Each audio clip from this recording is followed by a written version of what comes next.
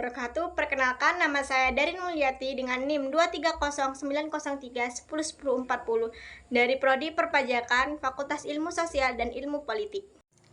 Pendidikan Pancasila adalah mata kuliah pengembangan kepribadian yang menjelaskan tentang landasan dan tujuan sejarah paham kebangsaan Indonesia, Pancasila sebagai sistem filsafat, Pancasila sebagai ideologi nasional bangsa dan negara Indonesia, Pancasila dalam konteks kenegaraan Republik Indonesia, Pancasila sebagai etika politik, dan Pancasila sebagai paradigma dalam kehidupan bermasyarakat, berbangsa, dan bernegara. Penjelasan mengenai bab 1 tentang konsep dan urgensi pendidikan Pancasila berdasarkan teori kausalitas yang diperlukan oleh Noto Nago, nilai-nilai Pancasila menjadi penyebab terbentuknya negara kebangsaan Republik Indonesia. Oleh karena itu, jika nilai-nilai ini diabaikan atau disimpangkan, dapat membahayakan keberlangsungan negara tersebut. Permasalahan yang ada di Indonesia yaitu tentang kesadaran perpajakan yang rendah, tingginya tingkat korupsi, kerusakan lingkungan yang mengkhawatirkan, ancaman disentrasi bangsa dan negara, penurunan moral masyarakat, peredaran narkoba yang meresahkan, ketidakadilan dalam penegakan hukum, dan ancaman terorisme. Pendidikan Pancasila menjadi mata kuliah wajib dengan fungsinya yaitu adalah untuk mengoptimalkan bakat dan potensi mahasiswa sesuai dengan bidang studi mereka, sehingga mereka dapat berperan aktif dalam pembangunan masyarakat, bangsa, dan negara dengan memprioritaskan prinsip-prinsip Pancasila. Menggali sumber historis, sosiologis, politik, dan yuridis pendidikan Pancasila. Dilihat dari segi objek material, pengayaan materi atau substansi mata kuliah pendidikan Pancasila dapat dikembangkan melalui beberapa pendekatan, diantaranya yaitu pendekatan historis, sosiologis, dan politik.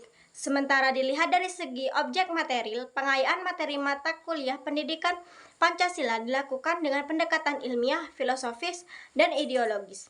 Sumber historis pendidikan Pancasila adalah sumber yang berkaitan dengan sejarah perjuangan bangsa Indonesia dalam menemukan jati diri dan kepribadian bangsa yang dirumuskan dalam Pancasila.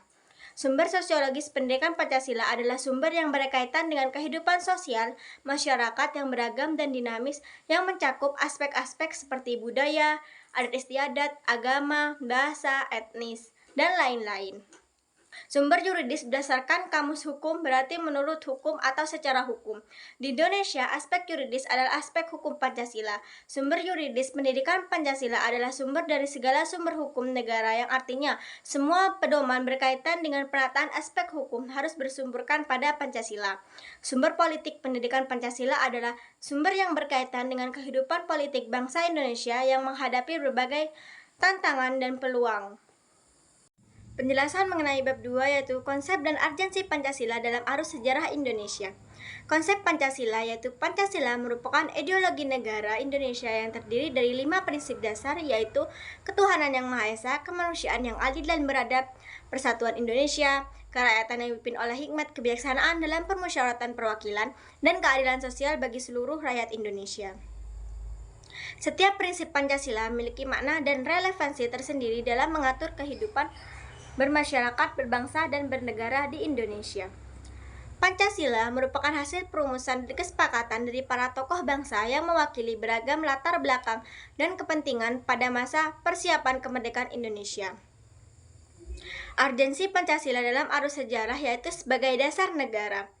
Pancasila dijadikan sebagai dasar negara Republik Indonesia yang merdeka dan merupakan pijakan konstitusional dalam pembentukan segala aspek kehidupan negara. Yang kedua yaitu sebagai pengikat keberagaman, Pancasila menjadi pengikat bagi keberagaman sosial budaya, agama, dan etnis yang ada di Indonesia. Ia menegaskan prinsip Bhinneka Tunggal Ika yang artinya bahwa meskipun berbeda-beda, kita tetap satu. Yang ketiga yaitu sebagai pedoman kebijakan, Pancasila menjadi pedoman bagi penyelenggara pemerintahan dan pembangunan di Indonesia, mengarahkan kebijakan negara dalam mencapai tujuan nasional.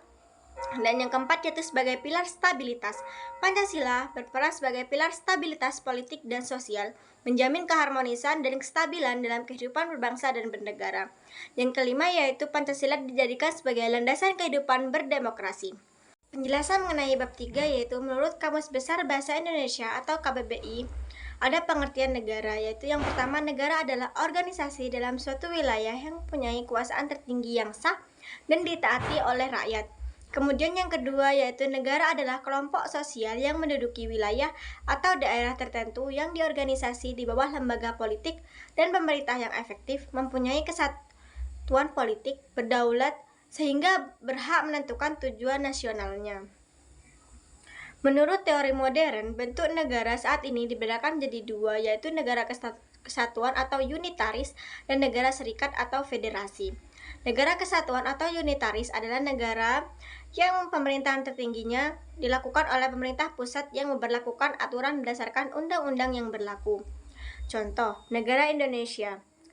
Negara serikat atau negara kedaulatan tersebut tetap dimiliki oleh pemerintah federal yang berada di pusat.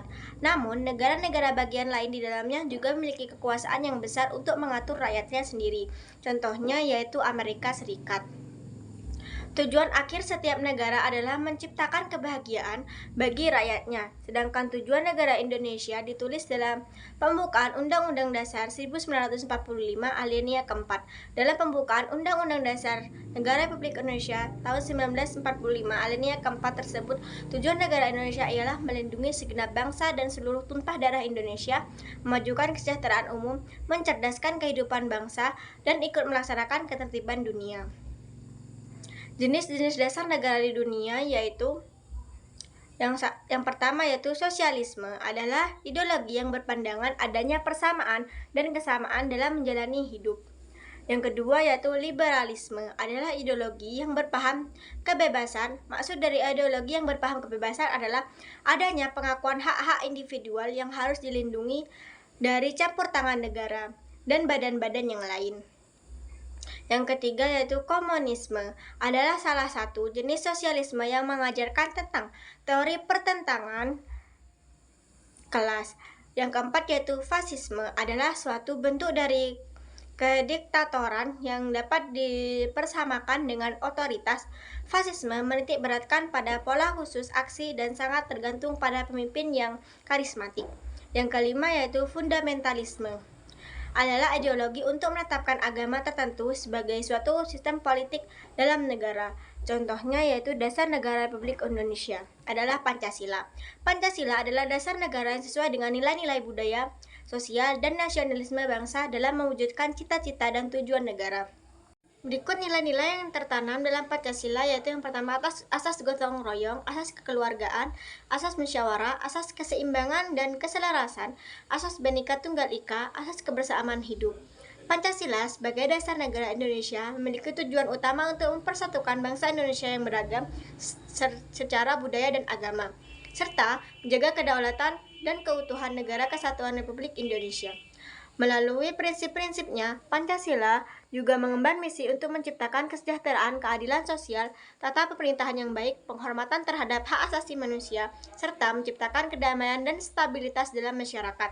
Sebagai landasan moral dan etika, Pancasila menjadi panduan bagi seluruh warga negara Indonesia dalam menjalankan kehidupan bermasyarakat, berbangsa, dan bernegara. Implementasi Pancasila sebagai dasar negara dengan implikasi bahwa Pancasila menjadi sumber dari segala sumber hukum di Indonesia menegaskan bahwa nilai-nilai Pancasila menjadi pedoman utama dalam pembentukannya, interpretasi dan penerapan hukum di negara ini. Hal ini bertujuan bahwa setiap peraturan dan kebijakan yang dibuat haruslah sejalan dengan nilai-nilai Pancasila seperti persatuan, keadilan sosial, demokrasi, dan kemanusiaan. Dalam konteks hukum, hal ini memastikan bahwa hukum yang dibuat tidak bertentangan dengan prinsip-prinsip Pancasila dan harus mengakomodasi kebutuhan serta kepentingan seluruh masyarakat Indonesia.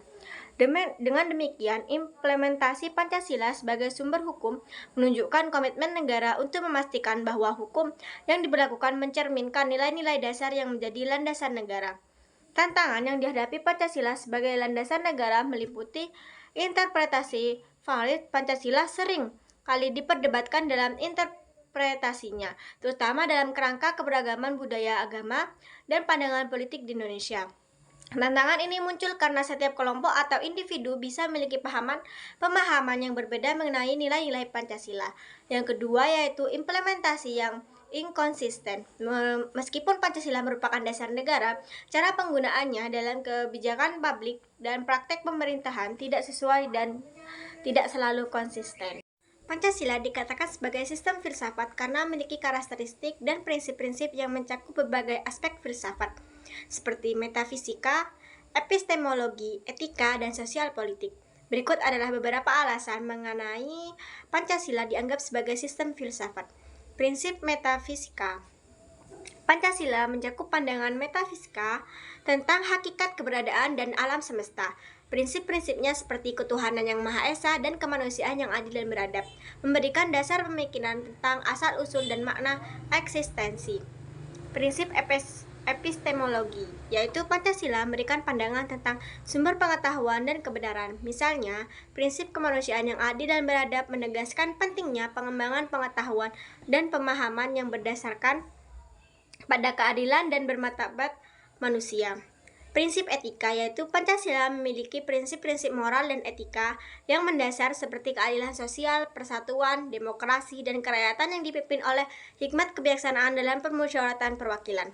Ini memberikan dasar bagi pembentukan norma-norma moral yang mengatur hubungan antar individu dan antar masyarakat.